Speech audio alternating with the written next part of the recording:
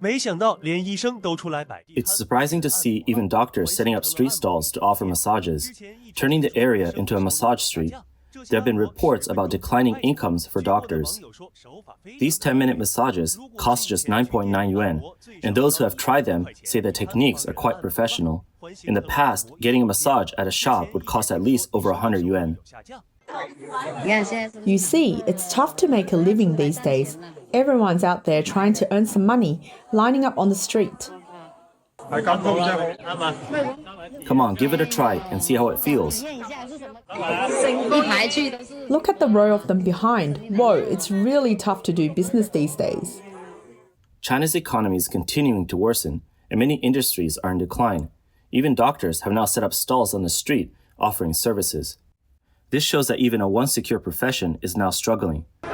Recently, there have been protests at several public hospitals over unpaid wages, which was rare in the past. On October 16, healthcare workers at Shanwei People's Hospital in Guangdong gathered to demand their overdue pay. They held up signs that read, "We need to eat," and chanted slogans like, "Director, come out and give us our bonuses," and "We need to live," expressing frustration with the hospital's management. Some online users called this the white paper movement of China's healthcare sector, referring to a symbolic act where protesters hold blank sheets of paper to represent censorship. Shanwei People's Hospital is a large public, Class 3, Grade A hospital. It has never been short of patients or funds, but now it's struggling to pay bonuses. A social media user in China said that hospitals across the country are having a tough time. Healthcare workers aren't gods, they're people too. They need to live, raise children, and pay their mortgages. Their basic salary is just over 3,000 yuan. Without bonuses, how can they make ends meet? Earlier, on October 11th, dozens of healthcare staff gathered at the entrance of Xinxiang 4th People's Hospital in Hunan. They held banners that read, "We need to live." Reports said these workers hadn't been paid for 8 months, forcing them to take action. The economic slowdown is affecting barbershops too, with many businesses closing down. Even getting a haircut now only costs 5 yuan. Isn't this a sign of deflation? The hair salon business has had a really tough year. Many salons are going to shut down. It's like the industry has gone back 30 years to the days when haircuts cost just 10 or 20 yuan. So a lot of hairstylists are now facing a dilemma. Should they switch careers or keep going? What do you think? Do you know how many barbershops have closed down in China? With people cutting back on spending, fewer are willing to spend money on their hair, so barbershops are struggling and can't even afford rent. Some people have resorted to buying mobile barbershop vans, driving out during work hours to attract customers, offering haircuts for just 10 or 15 yuan. If they set up a stool on the street, they might even charge just 5 yuan. Look how many hair salon vans are out here. How many do you see along the road? There used to be just one, but now there are so many. Wow, they're all hair salon vans. There's a lot of them. Brick-and-mortar businesses are struggling across all sectors. Even essential services like barbershops are losing customers. A barber equipment seller in Shaoyang, Hunan, showed a closed shop in a video. He said it has shut down within a year. He also mentioned that a friend's couple-run barbershop used to make over 10,000 yuan per month, but now even a few thousand is hard to earn. Many of his old clients have shut down their shops this year. Where has all the money gone? What is the government doing with it? As consumer spending continues to decline, many shopping malls have shut down.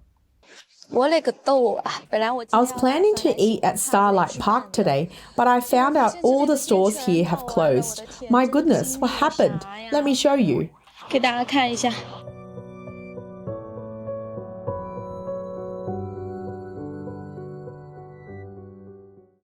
Reports online show the closure of Chongqing's Wanfujing department store, which opened in 2006 and was once very popular. Now it's deserted, with businesses like Luckin Coffee, Modern China Tea Shop, and KFC having moved out. The restaurant industry is also facing a harsher winter. Chinese official data shows that over 30,000 noodle shops and more than 1 million restaurants have closed in China during the first half of this year. In Beijing, profits for larger restaurant businesses dropped by 89% year-on-year in the first half, with a profit margin of just 0.4%. However, the number of delivery and takeaway workers rose by 50%. This rise is likely due to the surge in unemployment as many jobless people turned to food delivery. The harsh conditions faced by delivery drivers this year, a record 11.8 million university graduates entered China's job market, but the outlook is bleak. On October 20th, a university graduate posted a video saying, "The job market is tough this year. None of my friends have received an offer. Many have been job hunting for months without even getting an interview." He expresses frustration, recalling a job fair he attended on September 6th at Zhejiang High-Tech Park. He says, "There were so many people that you couldn't even get in.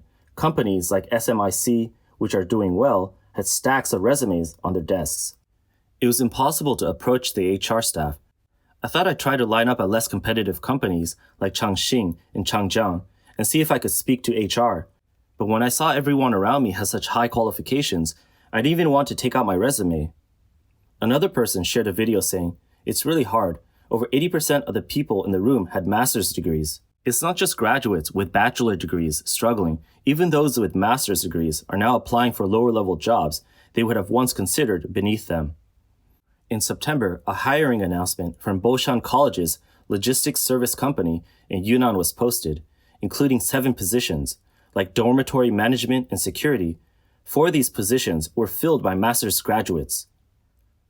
A list of new hires for temporary janitorial staff at the Suzhou-affiliated School of Nanjing University of Aeronautics and Astronautics even included a master's degree holder in physics.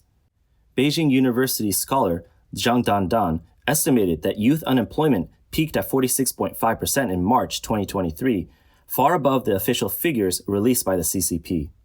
After youth unemployment hit a record 21.3% in June 2023, Chinese authorities stopped publishing youth unemployment data. They then changed the standards, and from January this year, the data no longer included full-time students. US-based economist David Jun Huang has long questioned the accuracy of official unemployment figures. He noted that working for just 1 hour no longer counts as unemployment, and the official youth unemployment rate excludes many recent graduates. He also pointed out that official statistics only cover urban employment, leaving out rural non-farm households. With widespread youth unemployment, many have chosen to continue their studies to delay entering the workforce. Recent data shows that in the past 2 years, the number of graduate students at several universities has surpassed that of undergraduates. The rising unemployment rate has forced millions of university graduates into difficult choices. Some have had to take low-paying jobs or rely on their parents' pensions, leading to the emergence of the term leftover youth. The phrase leftover youth became popular on social media this year. It's similar to the unfinished buildings phenomenon that has hurt China's economy since 2021. It describes a younger generation that, due to unemployment, must depend on their parents and sees no clear future. Exiled scholar in Australia, Yuan Hongbin, revealed that the CCP had released a social report highlighting leftover youth as a potential threat to its rule. The report said that unemployed graduates detached from social structures are harder for the CCP to monitor. So, how bad is the unemployment problem? Let's turn to on-the-ground reports from streamers. How bad is the unemployment rate in Nanning? The real estate and construction industries have halted in many areas, and big shopping malls have far fewer people. Many storefronts are either up for lease or have no business. Now the streets are full of recent graduates handing out their resumes, but they aren't getting any responses. It's not because there are no jobs, it's because employers are too cautious to hire. One of my producer friends told me something strange today. He said that while he was out last night, he saw one of his old bosses running a street stall, and his company hadn't even shut down yet. Even more surprising, not far from him, there was a young woman who had failed in the interview at his boss's company. She was also running a stall. This really struck me. Maybe that boss didn't mean to reject that intern. It's possible his company simply isn't making money, or is even losing money. He might be out there running a stall because he needs to survive, perhaps to support his family. Otherwise, who would choose to do that? The economic crisis has forced some young women who used to work in factories to sleep under bridges in groups. In Guangdong, a once prosperous region, unemployment is high, and many young people are now sleeping under bridges. If things are like this in Guangdong, conditions are probably worse in other regions. A social media user posted a photo with the caption, "It's a weekday, yet the scripture hall at Longhua Temple in Shanghai is full of unemployed youth. Libraries, Starbucks, and temples have become the last resort for this new wave of flexible employment. It looks like they're pretending to be at work to deceive their families. A popular vlogger shared scenes from a city library. By 8 a.m., every seat was taken. A lot of graduates unable to find jobs come here with their laptops, water bottles, chargers, and even lunchboxes. They pretend to work a regular job, arriving early and leaving late. Their so-called work mainly involves editing resumes, browsing job sites, and seeking help or venting online. Right now, China's gig economy is expanding quickly. Over 200 million people are engaging in flexible employment, which makes up 14% of the national workforce. This number is growing by 8% annually, but the sector has its problems, including an oversupply of workers. This year, several cities have advised unemployed residents not to become ride-hailing drivers. Meanwhile, the CCP Standing Committee recently passed a bill to delay the official retirement age, effective January 1st, 2025. This policy will likely see older workers holding on to more jobs, making it even harder for young people to find work. A freelancer in Zhengzhou named Yang Ping said the job market is bleak. He noted that his friends sometimes have to borrow as little as 1,200 yuan. If even that small amount has to be borrowed, it shows that many people, even if they're employed, are barely getting by. And for those without stable jobs, things are even harder. On October 12th, the Ministry of Finance announced new economic measures, including 66.7 billion yuan in employment subsidies. This sparked backlash online, with many asking, where did the money go? China's former premier, Li Keqiang, acknowledged in 2020 that 600 million Chinese people earn just 1,000 yuan per month.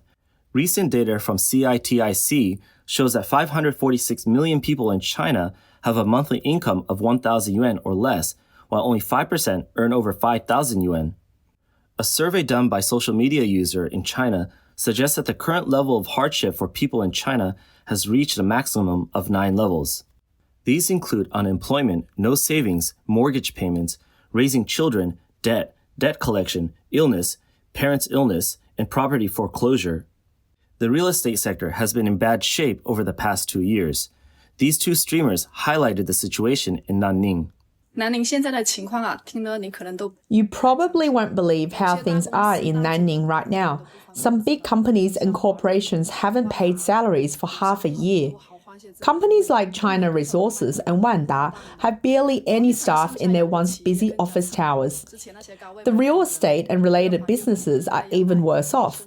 People who bought homes at high prices now have to juggle multiple loans just to pay the monthly installments, and it's really tough. I work in finance and loans in Nanning, and the most common case I've seen this year is debt restructuring for individuals or businesses. It involves swapping high-interest loans for lower ones, or converting short-term loans into longer-term ones with interest-only payments to relieve their immediate repayment pressure and help them get through tough times. But right now, it's not like what some experts say about people being unwilling to spend. It's that every month, our mortgage payments, living expenses and fuel costs eat up most of our money and energy. This is the current reality in Nanning. People are all looking for a new way out. It's like everyone in Nanning suddenly started frantically selling their homes overnight. There are now nearly 133,000 second-hand properties listed for sale in the city, which is absolutely unprecedented. Chinese official data shows that in September, the average home prices in 70 major and medium-sized cities across China continued to drop year on year. From January to September, sales of new commercial housing fell by 23%, while residential property sales were down 24%. Despite multiple rounds of policy support over the past year, there are still no signs of recovery in the real estate market. Data from October 18 show that new home prices in China fell at their fastest pace since May 2015. Professor Xie Tian at the University of South Carolina, Aiken, said China's home ownership rate is reportedly as high as 90%. Most people who could buy a house have already done so, so recent policies like lowering mortgage rates and down payments may not attract them much. Falling property prices have even affected marriages. Reports say some couples in China are getting divorced just to liquidate real estate assets after seeing their net worth shrink. News of salary cuts has spread from private companies to public employees. The wave of layoffs has even reached the public sector, one seen as a job for life. Some Chinese commentators have said the iron rice bowl is turning into a paper bowl. In the first half of this year, several regions in China started cutting non-staff personnel in government and state-owned enterprises on a large scale. As local government finances struggle, fines have become a major revenue source. Data from the Ministry of Finance shows that national tax revenue fell by 5.4% year-on-year in the first 7 months of this year. General public budget revenue dropped by 2.6%, but non-tax revenue, including fines, went up by 12%. In some places, these revenues rose by 26.5%. Since last year, the CCP has pushed a bright economic outlook, but has suppressed critical voices. And now, efforts to keep control over finance and propaganda seem to be slipping. Many observers say the truth about China's economic troubles can't be hidden anymore. George Magnus, a scholar at the University of Oxford, wrote recently in The Guardian, China's problems require structural or root and branch economic reforms, which necessitate political changes that are anathema to its Leninist government.